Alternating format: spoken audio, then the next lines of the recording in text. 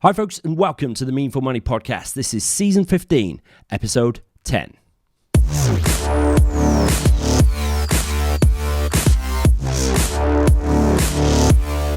This is the podcast dedicated to helping you put your finances in order. My name is Pete Matthew, and I'm going to share with you everything you need to know and everything you need to do to secure your financial future.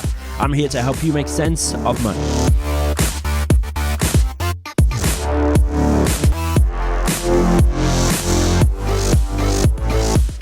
Woohoo! Here we are again. Great to have you with me, folks. Thank you so much for joining me. Whatever you're doing, wherever you're listening to me, hi. It's great to have you with me.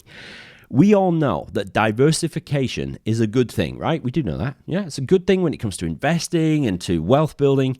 But is there a limit as to how useful it can be? Can you be too diversified?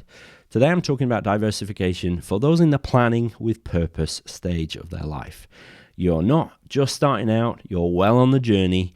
What does diversification mean for you guys? All right, that's what we're going to be talking about today. As usual, after the main body of the show, I'll read a review out, announcement about the meetup. Stay tuned for that, really important. But before any of that, remember this podcast continues to be brought to you with the very kind help of my good friends at 7 Investment Management. They've been helping me out here for ages, since the spring of 2011, which is unbelievably generous and patient of them, all right? Certainly couldn't have done this without them, and I'm really grateful to them. So please do check out what they're up to. They're at 7im.co.uk. That's the number 7im.co.uk. And also don't forget the Meaningful Money branded self-investment platform that they have built, which you can use to invest for your own future. meaningfulmoney.tv/podcastinvest for all the information you need to know about that. Okay, check that out. Right, diversification. Diversification, missed a syllable out there, is simply the process of adding in multiple approaches to whatever you're trying to achieve so that you're not just dependent on one thing or a couple of things. You hear it with farmers, diversifying, I keep missing out that syllable, diversifying away from, say, dairy or beef into glamping or farm shops or whatever. When it comes to investing, we talk about diversifying into different kinds of assets so that if one asset class goes down, the others will go some way to helping prop things up. This much you know, right? So how do we take it further for those of us in the planning with purpose stage? Actually, the question is, do we need to take it any further? Remember, notes, links from today's show, all at the show notes, which is the only link you need to remember today, meaningfulmoney.tv/PP10. That's for Planning with Purpose, episode 10. Planning with Purpose is the name of this season. meaningfulmoney.tv/PP10. Let's have a look at what you need to know first. Okay, what is diversification for? Let's answer that. Let's just sort of pause for a minute to remind ourselves of what it is really for. The classic analogy, of course, is eggs in baskets, how you should have multiple baskets in which to carry your precious and easily broken eggs. Now, in financial terms, this usually means spreading your money around into different kinds of assets, maybe, into different funds with different providers, into different bank accounts to stay within the FSCS limits, that's the Financial Services Compensation Scheme. Maybe into different kinds of wrappers so that you're not dependent on one kind of tax regime. The purpose of all this is primarily to reduce risk. Agreed? By holding different kinds of assets, when one is declining, the theory at least is that other non-correlated assets will hold up to smooth the returns a little bit. In a volatile world, diversification between providers is also, generally speaking, a good idea. I remember parting ways with a client years ago now because he wanted to put all his money with the infallible Neil Woodford, and I just wouldn't let him. I said, not while I have my strength will you put all your money with one fund manager, particularly not an active fund manager. And that was back when Neil was at Invesco Perpetual. We parted ways, that client and I wonder if he followed Neil when he set up Woodford Capital and if he's still fully invested there. I shudder to think actually about how he's feeling now with everything that's gone on there.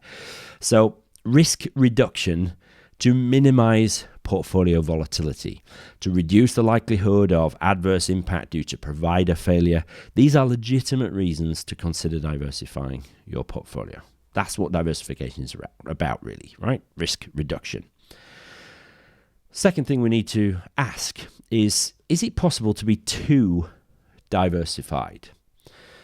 Actually, in fact, it's not an ask. I'm just looking at my script here. It's not an ask. It's a statement. It is possible to be too diversified.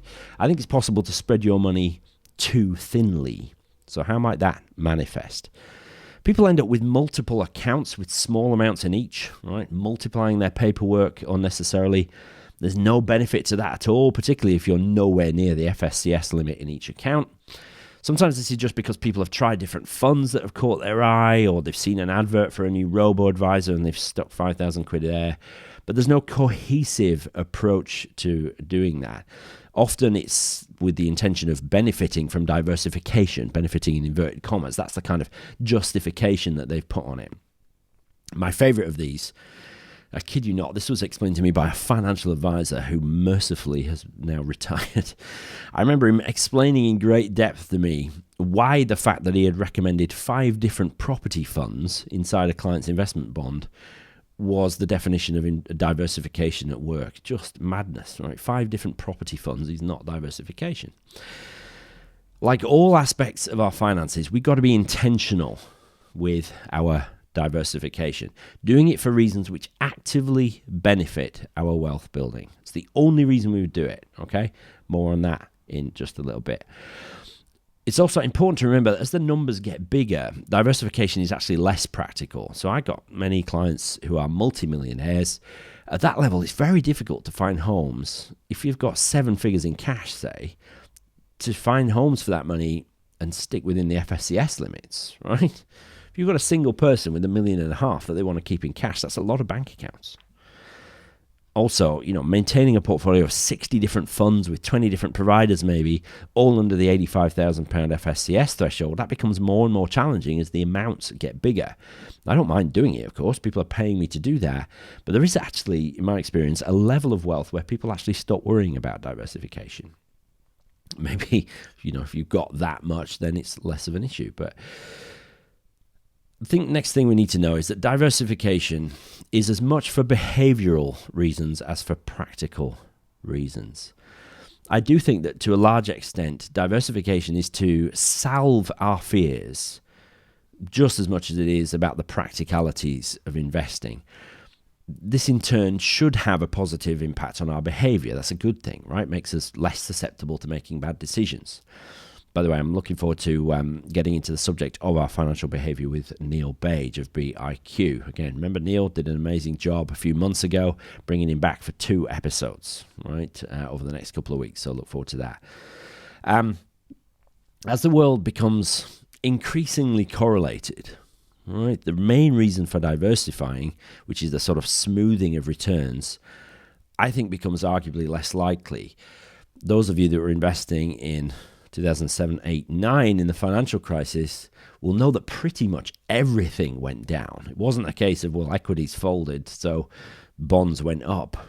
Pretty much everything went down, with the possible exception of government bonds, right? Because that was seen as the only safe haven. Corporate bonds went down, property went down, pretty much everything went down. Gold, oil price, pretty much everything plummeted. And so in that increasingly correlated world where things behave quite similarly, diversification has arguably less value. Now, as the scrutiny of institutions by the regulators continues to improve, we're more regulated than ever before, I think it's increasingly unlikely that a large bank, for example, will be allowed to fail.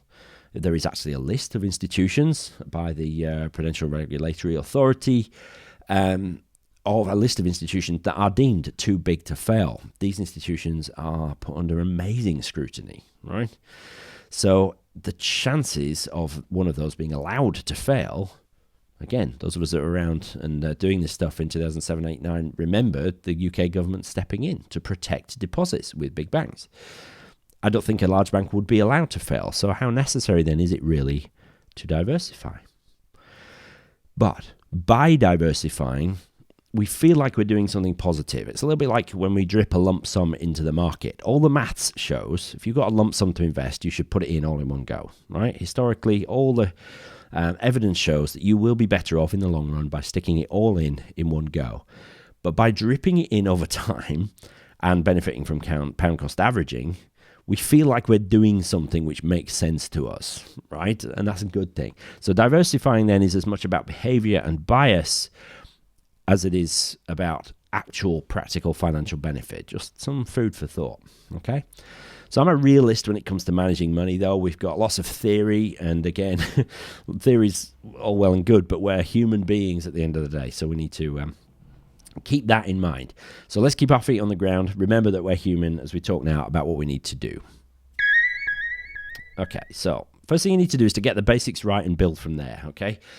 Let's never, ever forget, folks, that building wealth is not rocket science. What I love about people like J.L. Collins, Mr. Money Mustache, the Choose FI guys, the Escape Artist here in the UK, chatting to him in a few weeks as well, they repeat that no matter how wealthy you get, except for the mega wealthy folks, you're sort of £50 million net worth and up, no matter how wealthy you get as ordinary people, the principles of personal finance don't really change. So my 3 steps that I talk about all the time, spend less than you earn, insure against disaster, and invest wisely, they still apply to the person with a net worth of £5 million as they do to somebody with a net worth of £5, right? The application might be slightly different, but the principles don't change. Likewise, when it comes to diversification, it's essential to get the basics right and to continue getting them right. I spent countless hours on this in previous episodes, so the potted version is most people are well served with just 2 kinds of account, a pension and an ISA. All right, there are very few reasons to have more than one of each as well, in my view. If you stick with a big name provider, there shouldn't be any problem with that provider going bust. And even if they do, remember your money is ring-fenced under the client asset rules. If you're worried though, stay within the FSCS limit. But most people just don't need to do that. Most people don't need more than 1 or maybe 2 funds in their accounts. Okay, if you use a multi-asset fund like I suggest you do, you're getting asset diversification within the fund. Funds like Vanguard Life Strategy, 7IM AAP, Close, Tactical Select, Fidelity Multi-Asset Allocator ranges, they will hold hundreds, if not thousands, of underlying stocks across at least 2 major asset classes, equities and bonds, sometimes many more. None of those are recommendations, by the way, just examples, okay? Remember, I'm not allowed to recommend individual funds here. So once you understand and apply those 2 points, most people just need pension and ISA, and most people just need 1 or maybe 2 multi-asset funds within those accounts. Those are the basics. Get those right first, okay? You're doing quite a bit of diversification in just those 2 steps. Pension and ISA, completely different tax regimes. Obviously, you can access ISA tax-free. You can access it anytime. Pension, you get tax relief, so they will grow quicker, but they are taxed when you take money out, and you can't access them before age 55, age 57 after 2028. So 2 different tax regimes, and if within that you've got multi-asset funds spread all around the world, then you're getting a pretty major level of diversification. Most of us never need to think beyond that, crucially. Now, second thing you need to do or consider is only add things to your portfolio if there is a clear benefit to you in doing so. What might those benefits be? So perhaps you might benefit from different approaches to investing by using different funds. Crucial word there, approaches. You're going to need to dig a bit here, though, to find out the information that you might need. But here is an example for you, okay? Most folks listening to this are fans of Vanguard. They understand how the life strategy funds work. They are fixed allocation, right? You get to choose your split between equities and bonds, but the allocation doesn't change. They are rebalanced every day, so the allocation really doesn't change, okay? They are invested across the globe, right? There is 0 active input at all. That's why they are super low cost. Now, 7IM's AAP range, for example, that's also multi-asset. It's also passive, so far, just like the Vanguard funds.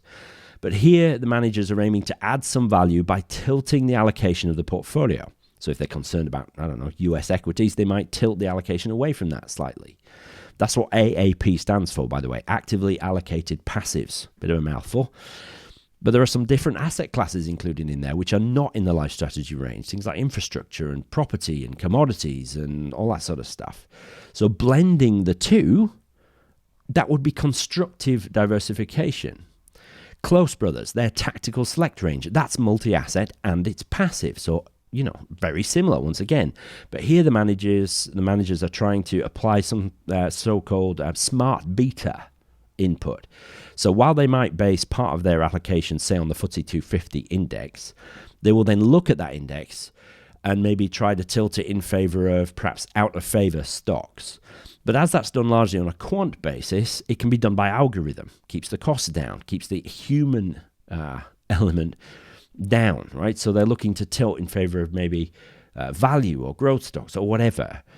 Tilting a little bit, but not full active management. So you've got three different approaches there to the same thing. Passive, multi-asset investing. They're coming at the same problem, trying to achieve the same end, but from different angles. Each of those will likely add value in different market conditions. Does that kind of make sense? So you're coming at the same thing, but you're adding different approaches and diversifying that way. Something to think about. Quick point, adding satellite holdings isn't really diversification. I don't believe really that anybody needs to add satellite holdings. They do so because they want to experiment with their investments without betting the farm doing so. That's all right? Third thing you need to do or to consider is advanced investment wrappers, okay? Right, different tax advantages is another reason you might want to diversify. So we touched briefly on EISs and VCTs a couple of weeks ago. These are special kinds of tax wrapper with potentially massive tax advantages for you. Enterprise investment schemes, EISs, they have the facility to roll over capital gains and defer the tax due. So let's say you sell a property and you make a big gain, right? On that gain, you'd have capital gains tax to pay. Now, you can roll over that gain into an EIS and you won't have to pay the capital gains tax when it's due. You also get 30% income tax relief. That's not insignificant. As long as you keep the EIS for 3 years after you've made the investment, then you can sell down enough shares each year to make a gain within your CGT allowance, potentially pay no tax at all. Any gains you make on the actual EIS investment, they are tax-free, capital gains tax-free. If you make a loss on an EIS, you can offset that loss against your income tax, right? There's no inheritance tax payable on EISs if you hold them for more than 2 years. Pretty good tax benefits by any stretch. The only downside is that dividends received are taxable, but really, given that EISs generally invest in small companies, they're probably not issuing dividends anyway. So, super useful little wrapper. Give you an example of how I've used one of these for a real client situation in the recent past. I got a client couple, they married quite late. He had a property that he'd lived in as a bachelor for a while, and he rented it out. After he moved out of it, he rented that property out for quite a long time. So when they decided to sell it, because they're married now, they thought, well, this is a good idea. What we're going to do is we're going to put the property into joint names. Thereby, when they sell it, they would benefit from 2 capital gains tax annual allowances. Make sense? Maybe you'd have thought that, right? Well, actually not really. Because she had never lived in that property, she didn't get any of the residence relief that he did because he had lived in it. So that on her half now of the property proceeds, a property she's never owned, remember, it was all, every part of that was deemed as a gain, right? From the price he bought it for 20 odd years ago, all of the gain since, or half of it rather, is now in her name, and she didn't get any of the residence relief. This is an absolute classic example of a little bit of knowledge getting people into a worse pickle than had they taken advice, they didn't see an accountant or a financial planner or anything, or if they'd even just left things as they were. Just like that, these people conjured up a £75,000 capital gains tax bill out of nothing because they thought they were doing the right thing but didn't have the full picture. Let that be a lesson, folks. So what did we do? Well, we invested her gain into an EIS. So she didn't have to pay the capital gains tax bill when it fell due. Also, she had recently retired as a head teacher and started drawing her teacher's pension. But in the year that she did this transaction, she had earnings from her last term and a half, I think, of working as a head teacher, good salary, and also her pension in that year. So she was going to be a higher rate taxpayer. She also had another small-ish pension pot that we vested for her in full, on which she would have paid income tax. But she got income tax relief because we'd made the EIS investment, and we essentially wiped out her income tax bill for that year. So she will end up paying no capital gains tax at all because she will unwind the EIS over time. She paid no income tax in the year that we did all this. We've saved her something in the region of 100 grand worth of tax, a very tangible example of a good financial planner adding value way in excess of the fees charged. Now for you, adding in an EIS might diversify your approach and your tax planning. So it's worth considering if you've got some income tax or capital gains tax issues. You sell a property, this is something you might want to consider. A venture capital trust, or a VCT, is another specialist tax wrapper. It offers 30% income tax. Again, you have to have paid enough tax to get the full income tax relief, by the way. So you can't, invest 100 grand and get 30 grand worth of tax relief if you've only paid 10 grand worth of income tax, right? Your tax relief will be limited to the amount of tax that you've paid in the year that you make the investment. You don't get any capital gains tax rollover or inheritance tax benefits from a VCT, but any gains you make within it are capital gains tax free. You have to keep your venture capital trust investment for 5 years to keep the income tax relief. Otherwise, you might have to pay it back. You will have to pay it back. But incredibly, you can roll over money from one maturing, in inverted commas, VCT, one that you've held for more than 5 years, roll it into another VCT and get income tax relief on the same money. Amazing, right? So if you've got income tax issues, capital gains tax issues in the form of, with an EIS, these things are worth considering. But always remember, these are much higher risk than a typical investment. As they hold shares in smaller companies, they have a correspondingly higher risk of going bust, losing your money altogether. Never, ever, ever, never, ever let the tax tail wag the investment dog. Be comfortable with the investment first. The tax benefits are gravy, icing on top, to mix metaphors. Fourth thing we need to do is actually something we need to not do. Don't let diversification dilute your wealth building. It's really important to strike a balance between healthy diversification and unnecessary complexity. All right? Is that striking a balance? Really? Yeah, you want to err towards healthy diversification. You could add all kinds of things into your investment mix. My contention, though, is that diversification really isn't the main reason you would do that. So if you want to add in a Japan fund as a satellite holding, then do that. But do it because you want to, because you're interested in Japanese markets and the culture and all that sort of stuff. Don't do it to diversify. If you've got a multi-asset holding, you're going to have exposure to Japan anyway. So only do it if you want to, not for any other reason. I see no reason to add in unnecessary complexity, even as our wealth builds to significant levels. If you do that, it just adds costs, like maybe added dealing fees, maybe added fund management charges. Certainly it adds a time cost in researching and maintaining a more complex portfolio. Regular listeners will know I've been banging on a bit about J.L. Collins' amazing book, The Simple Path to Wealth. In that book, he suggests holding everything you own, and he says he holds everything he owns in at most 2 funds, right? I've got clients who've got multiple 7 figures in just a handful of funds. Most of us will never get to that level of wealth. Most of us will never need to. So we mustn't feel the need to diversify for its own sake. Quick spoiler alert. I'm going to be interviewing J.L. Collins in the very near future, and I'm more than a little bit starstruck, so I have to be careful not to gush too much and come up with some really insightful questions and not just to sort of fanboy over the guy. But great book, The Simple Path to Wealth. Check that out. That'll be probably early in the new year that'll come out. Okay. Too much diversification can dilute what you're trying to do by distracting you from the true purpose of your money, which is to grow in as low cost and as low tax an environment as possible so you meet your goals as quickly as possible. Now, I promised you next level diversification, right? The dirty secret, though, is that I think it's possible for anyone to largely ignore the kind of diversification that we expect will do us good, right? Most of us don't need to go any further than 1, maybe 2 multi-asset type funds and 1, maybe 2 account types, right? So if you go multi-asset, multi-jurisdiction with your investments, exactly the kind of passive multi-asset approach I've been espousing on here since day one, make sure the funds you're investing in hold physical assets which are liquid, All right, stay away from complex, potentially illiquid investments like those that have been found in the Woodford funds and some ETFs. Hold that sort of stuff. Stay away from synthetic ETFs. Stick with physical replication ETFs if that's what you're going to do, or OIC funds, which actually hold the underlying assets. Easy to sell, easy market, right? So nice and liquid. There is literally, if you keep your costs low at every stage, use all the tax breaks available to you, there is literally nothing else you need to do, no matter how rich you are. Figuring there's no sort of decamillionaires listening to me, but there's literally nothing else if you're at an ordinary level of wealth that you need to do. You don't need to hold property, but you can if you want.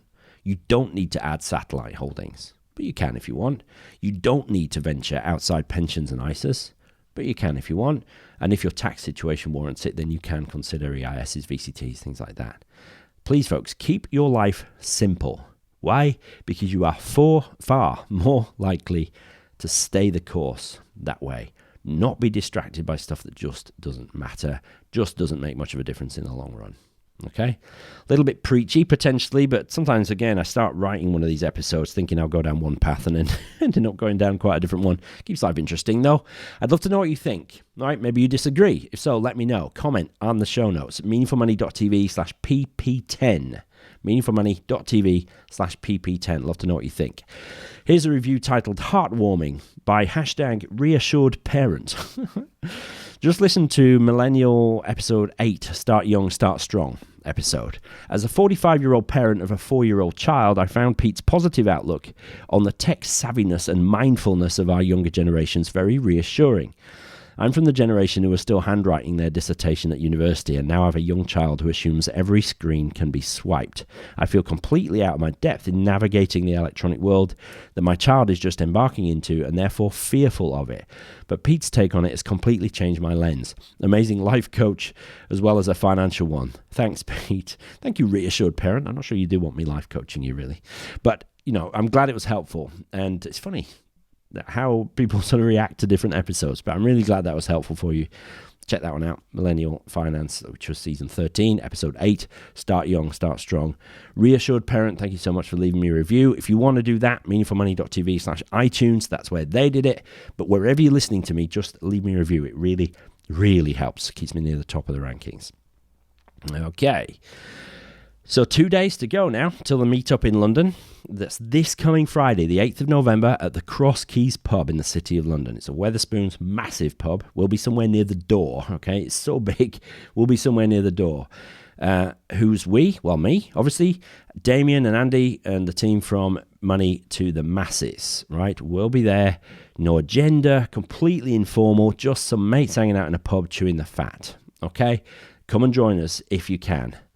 Cross Keys, that's cross with an E on the end, the Crossy Keys, City of London, just opposite Leadenhall Market. All right, look forward to that. And don't forget the season-ending Q&A. Get your questions in, right? It can't be a Q&A without some cues from you. So whatever we're talking about this season, the planning with purpose, a season really aimed at folks who are well on the way to building wealth, to financial independence. Send me your questions, season15@meaningfulmoney.tv. That's the email address to send it to, or, send me a message on Facebook or whatever. Plenty of ways to get in touch, right? Go to the website and use a contact form. But season15@meaningfulmoney.tv will certainly get to the top of the pile. Okay, right. Next time, in fact, for the next 2 weeks, I'm going to be talking with Neil Bage from BIQ. Neil is one of the country's foremost experts on behavioral finance. He's been on the show before and had a great reaction from you. I want to bring Neil back to go deeper than he has before because we're at the deep end of the wealth building journey now. I want to look at the external and internal factors that can impact our behavior on the very long, slow road to financial independence. It's going to be amazing. Can't wait to bring Neil back next week and actually over the next 2 weeks because I'll be sharing a bit of the interview and adding my own thoughts each week as well. Okay, that's it, folks, for this episode of the Meaningful Money podcast. Hope it was helpful. If I missed anything or if you've got any questions or comments or whatever, meaningfulmoney.tv/P10 is the show notes. I hope you enjoyed it. Thank you so much for listening. I'm having fun with these still. I can't believe actually we're now in the sort of last, well, no, nearly in the last third of this season. The Christmas before we know it, folks. Join us at the Cross Keys on Friday. I'll see you then, and I'll talk to you next week. Cheers.